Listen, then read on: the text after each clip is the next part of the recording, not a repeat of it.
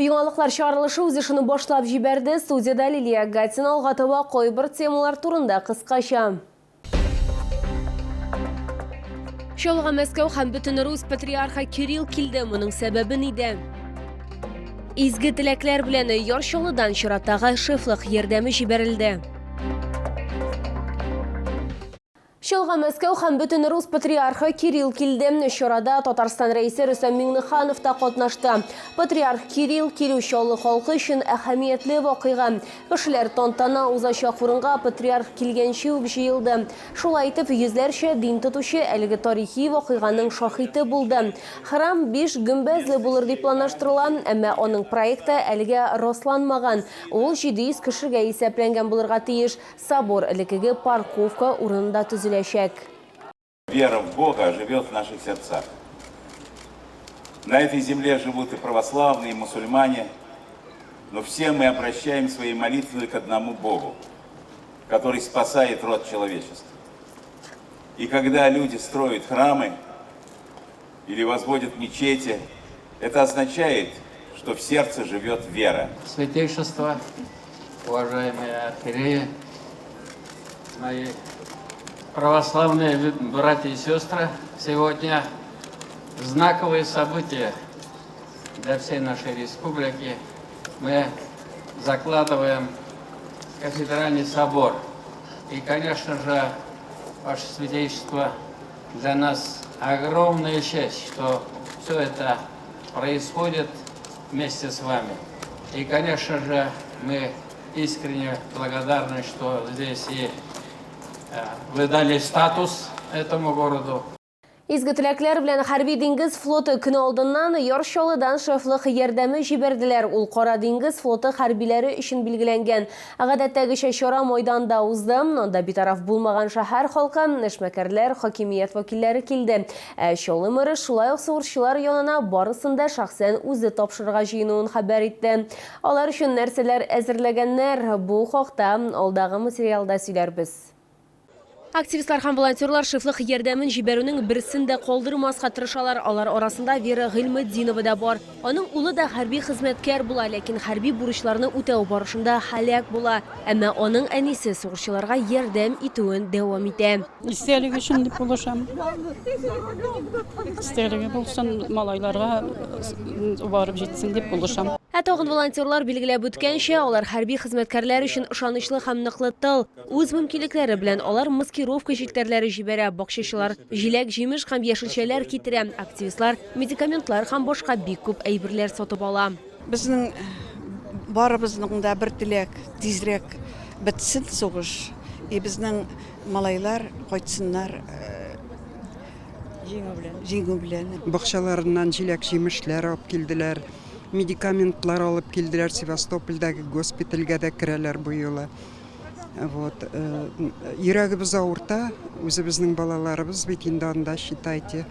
Шуңа күрә ярдәм итәргә тырышабыз, тизрәк җиңү килсен өчен. Хәрби операциягә ярдәмгә безнең Комсомольский тосның Ольга Викторовна җитәкчелегендә ярдәм оештырыла. Анда постоянно медикаментлар, товарлар, киемнәр китерәбез. Безнең шул чәкчәк җибәрәбез инде, үзебезнең җегетләр безгә ул чәкчәк бит инде һәр вакытта алар сорап язалар. Алар бит инде безнең илебезне, безне саклыйлар. Без үзебезнең яктан тылда инде монда аларга булышабыз, ярдәм итәбез. Менә күпме тырышабыз, инде аларга булышабыз. Без егетләребезне бик нык көтәбез, җиңү белән кайтсыннар.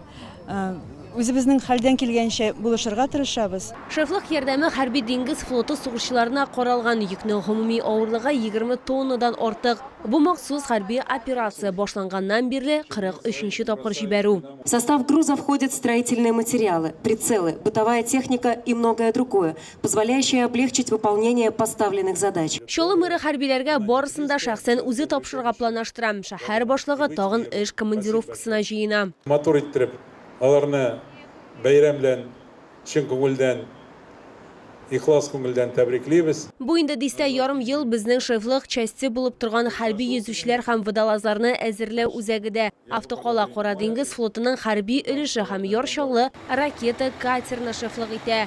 Бүген ул Россия мәнфәгатьләрен яклау буенча бурычларны үти. Лилия Гатина, Эльмира Гайнетдинова, Кирилл Хабзей, яңалыклар.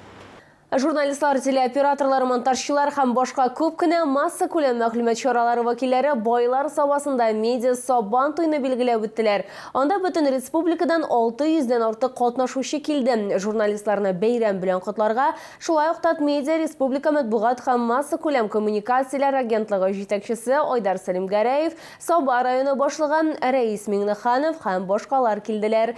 Журналистлар өчен нәрсәләр әзерләнгәнен алга таба сөйләрбез.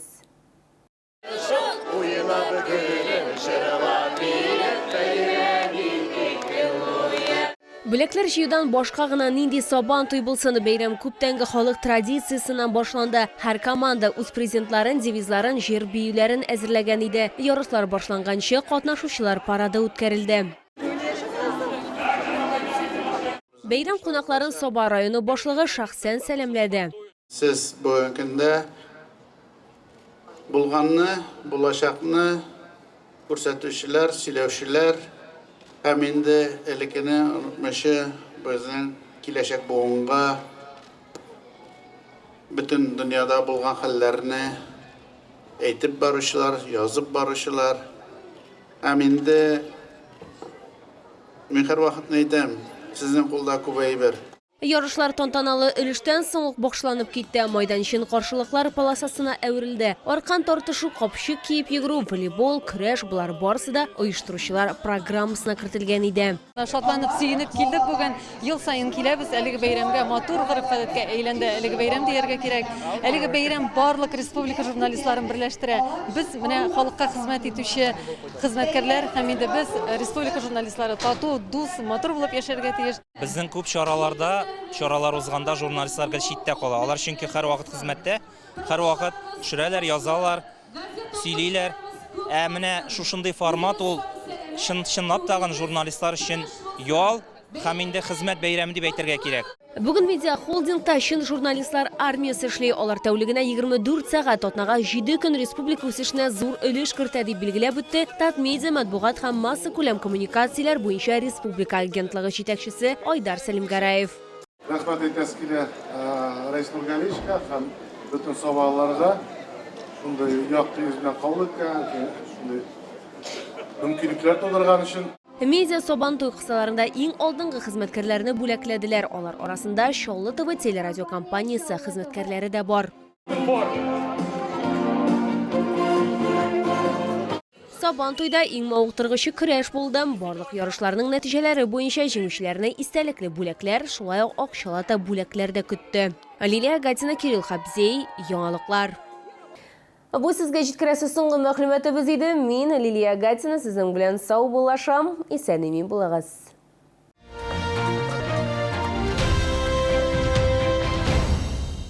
Лечение, протезирование, имплантация зубов по доступным ценам. Стоматология «Улыбка» 5227.